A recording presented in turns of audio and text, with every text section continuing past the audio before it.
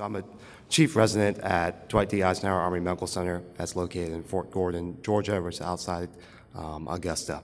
And I'm going to discuss what we found with a prospective study looking at mobile health applications in enhancing weight loss following bariatric surgery. Just as a primer, we are an Army hospital, and our general surgery department performs approximately 200 bariatric procedures annually at our hospital. Greater than 9% of procedures are laparoscopic sleeve gastrectomies. So as far as disclosures, this entire study was funded by the U.S. Army Medical Department, the Advanced Medical Technology Initiative. It is in no way endorsed, sponsored, or otherwise supported by any of the commercial entities that were used within the study. So a little bit of background. As far as a surgical subspecialty, bariatric or metabolic surgery is a high volume. So according to 2011 statistics, there's over 350,000 annual bariatric procedures performed throughout the world. About 30% of those patients will fail to have successful weight loss, and successful weight loss as defined by achieving and maintaining greater than 50% of excess body weight loss at 5 years postoperatively. And the great majority of why people or patients fail to have successful weight loss is they fail to have any sort of modification of the behaviors that led to obesity prior to them having surgery. Less than 5% of failures are due to a technical reason from the surgery. And there are several studies out there in the literature showing that if you introduce formal behavioral modification either preoperatively or postoperatively to your bariatric surgery population, you can achieve and maintain better successful weight loss, again, as defined by excess body weight loss at 5 years postoperatively. And the majority of those behavioral modifications are used via calorie counting or exercise journals, which they use with hand logs. So in the early 2000s, with the development of smart devices, there became this new platform that you could now hopefully implement these behavioral modifications in a way that was easier for the patient to use. The biggest issue with the typical behavioral modification with your exercise journals or your calorie counting is the patient had to actually write down stuff in the log, or they had to find the actual calories that were in the food that they were taking in. With new mobile health applications, they actually had this very conveniently. You could find out, hey, this pizza has so many calories, or this pasta has so many calories, and it was very simple and straightforward, and you could also log your exercise much easier. And there were several studies showing in retrospective, non-randomized studies, not using bariatric surgery patients, but obese patient populations, that there was significant weight loss with using these mobile health devices. So that led us to say, hey, can we see if these mobile health devices will improve weight loss in our bariatric surgery population? So this was a single institution, randomized, prospective controlled trial. So what we did was we enrolled 56 patients who had undergone surgery at Eisenhower Army Medical Center. So our inclusion criteria was you had to be between the ages of 18 and 89, and you had to have a laparoscopic sleeve gastrectomy performed within the past 2 years at our institution. We limited to sleeve gastrectomy because I said before, greater than 90% of our procedures at our institution are sleeve gastrectomies, and we did not want to confound our findings with comparing apples to oranges with someone who had a sleeve gastrectomy versus a bypass versus an adjustable band.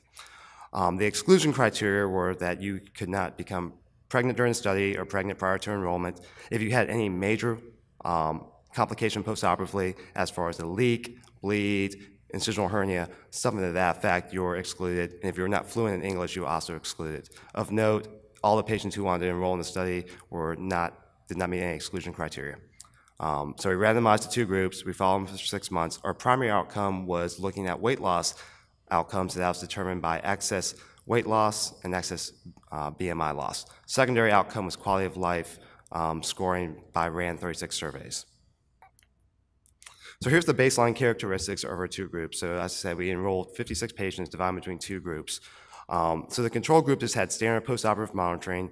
The experimental group, which was our mobile health group, they were giving iPad minis with the MyFitnessPal application installed in it. The reason we used the MyFitnessPal application was at the time of the study, it was the most popular mobile health application and the easiest to use per the surveys that we had found beforehand.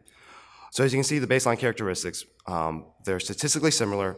Of note, both patient groups are about 6 months out from their index surgery, and as you see there, their excess BMI loss and excess body weight loss is, again, this is at time of enrollment, so about 6 months out.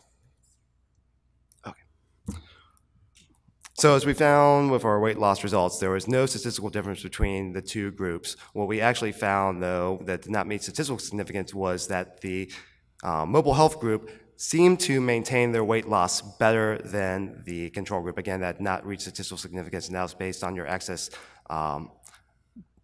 body weight loss. And as far as excess BMI loss, there's a similar results from those two.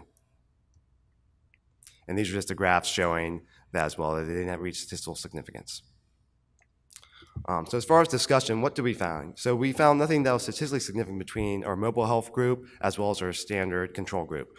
There are several limitations within the study. First, the study power. Our original power before we did the study was we wanted to have 150 enrollees. We only got 56, so we only had a third of our initial power. As far as study duration, maybe if we had followed these patients out longer, we would have shown that the mobile health group maintained their weight loss better than the control group. Again, we only followed them for 6 months out, so we didn't have as long of a length as we would like from that standpoint. Study design. It might have been better to, instead of having patients after surgery, go ahead and enroll them to the study prior to surgery, because as we all know, about that 6 to 12 month postoperatively is when patients tend to hit their peak weight loss, and at that point, it's just more of a plateau at that point. So by the time we enrolled most of these patients, they had kind of reached their peak weight loss, and now we're getting into that plateau phase. So our conclusion was that we found no difference between the mobile health application to be superior to conventional behavior modification methods. Again, there were several study limitations that could have confounded our findings, and further investigation into mobile health applications following bariatric surgery is necessary. Thank you.